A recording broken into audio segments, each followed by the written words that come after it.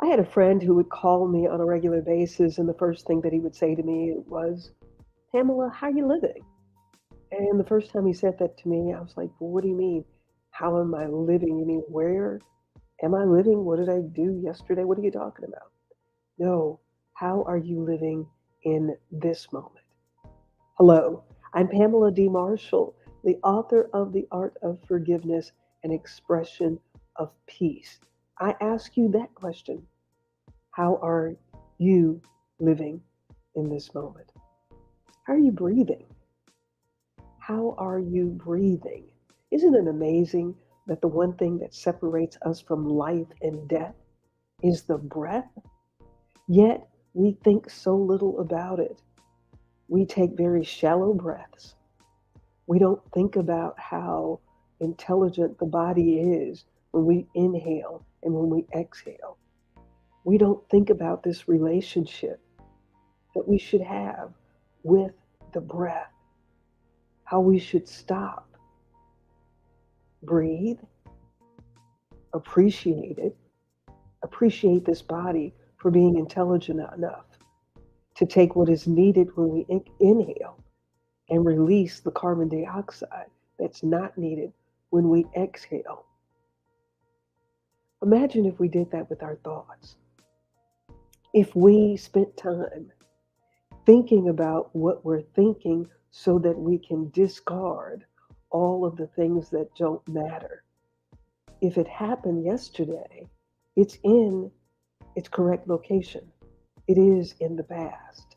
And there's absolutely nothing you can do about it. But you can enjoy where you are in this moment. Where are your feet? Feel where your body is touching, whether you are sitting or lying in bed or standing. Touch you, your face, hands. Have an appreciation for you in this moment, in this present moment. Anxiety and depression are two emotions that are born in our thoughts of ruminating, going over the same thing over and over again. How you living? Now the question becomes, how do you want to live? How do you want to live in this moment? How do you want to find peace in this moment? How do you want to embrace the creator at work in your body? Isn't that something? You're not doing it. You're not telling your heart what to do. You're not telling your liver how to filter the stuff out. You're not telling your brain to help you identify things in milliseconds. You're not telling your brain how to make your send the information down your spine to all of the nerves in your fingers and your toes and the limbs. If we would stop and think about, how am I living? I am not living. I am not alive of my own doing. And so if I'm not alive of my own doing, then that gives me the power to release the stuff of everybody else's doing so that I can enjoy this moment. So I can feel and I can just breathe. I really invite you to take some moments at the beginning of your day. Sit quietly, close your eyes if it's safe to do that, and listen to your breath. Listen to the inhales. Take nice, deep inhales that expand your lungs, your rib cage, your belly. And when you exhale, pull your navel back toward your spine, emptying your lungs.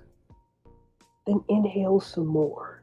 And when you're inhaling, and you're inhaling through your nose, sounding like this, exhale. If you've ever been to the beach, to the ocean, and ever heard that sound of that relationship between the wind and the water? There are waves that are being created.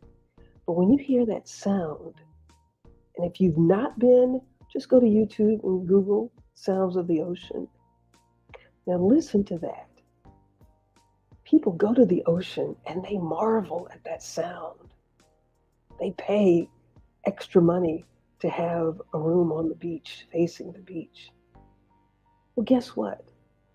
The one that started that relationship, that Genesis relationship between the wind and the water in the ocean, is the same one that's controlling your breath. And it makes the same sound. So you have the ability to bring relaxation to your mind, to bring your subconscious in a state of peace, just as if you were sitting on the beach, sitting on the balcony, hearing the wind and the roaring of the ocean. It sounds just like this.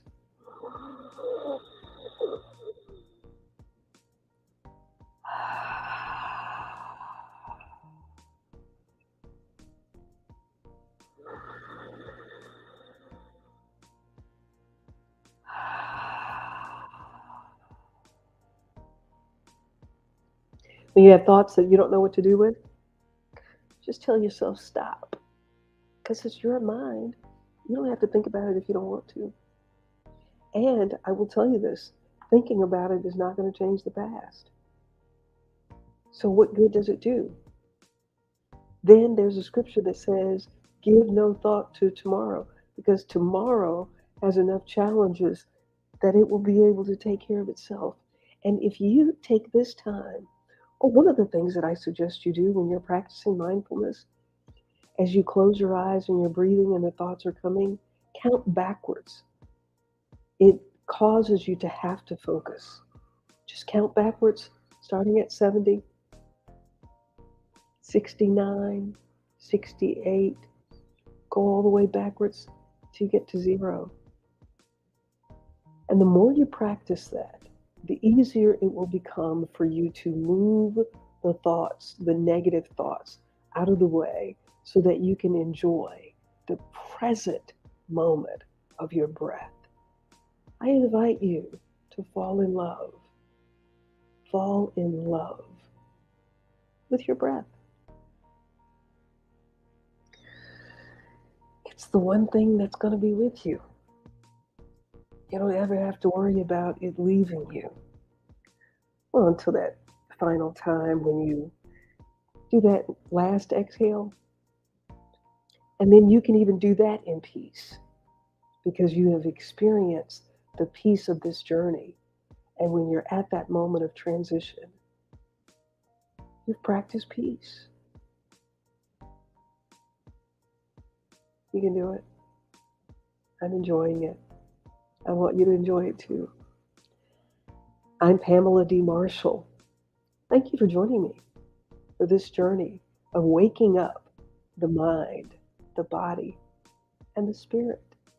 I'll see you next time.